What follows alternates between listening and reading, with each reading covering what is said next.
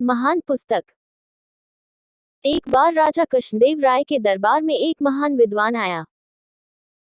उसने वह दरबार में उपस्थित सभी विद्वानों को चुनौती दी कि पूरे विश्व में उसके समान कोई बुद्धिमान व विद्वान नहीं है।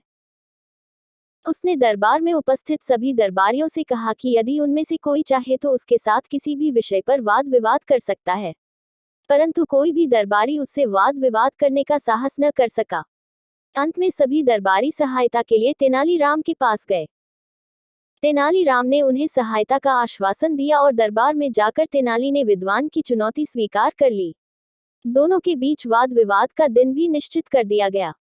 निश्चित दिन तेनालीराम एक विद्वान पंडित के रूप में दरबार पहुंचा। उसने अपने एक हाथ में एक बड़ा सा गट्ठर ले रखा था, जो देखने में भारी पुस्तकों के गट्ठर के समान लग रहा था। शीघ्र ही वह महान विद्वान भी दरबार में आकर तेनालीराम के सामने बैठ गया। पंडित रूपी तेनालीराम ने राजा को सिर झुकाकर प्रणाम किया और गट्ठर को अपने और विद्वान के बीच में रख दिया। तत्पश्चात दोनों वाद विवाद के लिए बैठ गए। राजा जानते थे कि पंडित का रूप धरे तेनालीराम के मस्तिष्क में अवश्य ही कोई योजना चल रही होगी, इसलिए वह पूरी तरह आश्वस्त थे। अब राजा ने वाद विवाद आरंभ करने का आदेश दिया। पंडित के रूप में तेनालीराम पहले अपने स्थान पर खड़ा होकर बोला, विद्वान महाशय, मैंने आपके विषय में बहुत कुछ सुना है। आप जैसे महान विद्वान के लिए मैं एक महान तथा महत्वपूर्ण पुस्तक लाया हूँ, जिस पर हम लोग वाद विवाद करेंगे। महाशय, कृपया मुझे इस पुस्तक का नाम बताइए। विद्वान ने कहा। तेनालीराम बोले, विद्वान महाशय, पुस्तक का नाम है तिलक्षता महिषाबंधन। विद्वान हैरान हो गया। अपने पूरे जीवन में उसने इस नाम की कोई पुस्तक न तो सुनी थी न ही पढ़ी थी। वह घबरा गया कि बिना पढ़ी सुनी हुई पुस्तक के विषय में वह कैसे वाद विवाद करेगा। फिर भी वह बोला, अरे, यह तो बहुत ही उच्च कोटि की पुस्तक है। इस पर वाद विवाद करने में बहुत ही आनंद आएगा, परंतु आज यह वाद विवाद रहने दिया जाए। मेरा मन भी कुछ उद्विग्न है और इसके कुछ महत्वपूर्ण तथ्यों को मैं भूल भी गया हूँ। कल प्रातः स्वस्थ व स्वच्छ मस्तिष्क के साथ हम वाद विवाद करेंगे।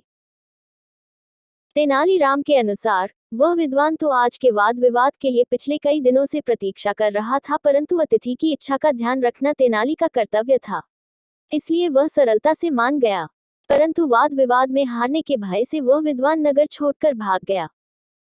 अगले दिन प्रातः जब विद्वान शाही दरबार में उपस्थित नहीं हुआ, तो तेनालीराम बोला, महाराज, वह विद्वान अब नहीं आएगा। वाद विवाद में हार जाने के भय से लगता है वह नगर छोड़कर चला गया है।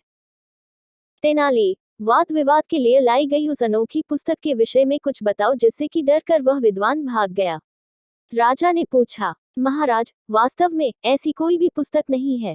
मैंने ही उसका यह नाम रखा था, तिलक्षता महिषाबंधन। इसमें तिलक्षता का अर्थ है शीशम की सूखी लकड़ियों और महिषाबंधन का अर्थ है वह रस्सी जिसे भैंसों को बांधा जाता है।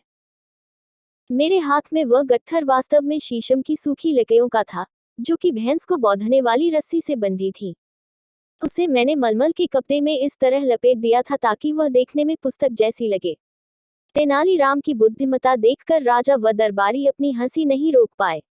राजा ने प्रसन्न होकर तेनालीराम को ढेर सारे पुरस्कार दिया।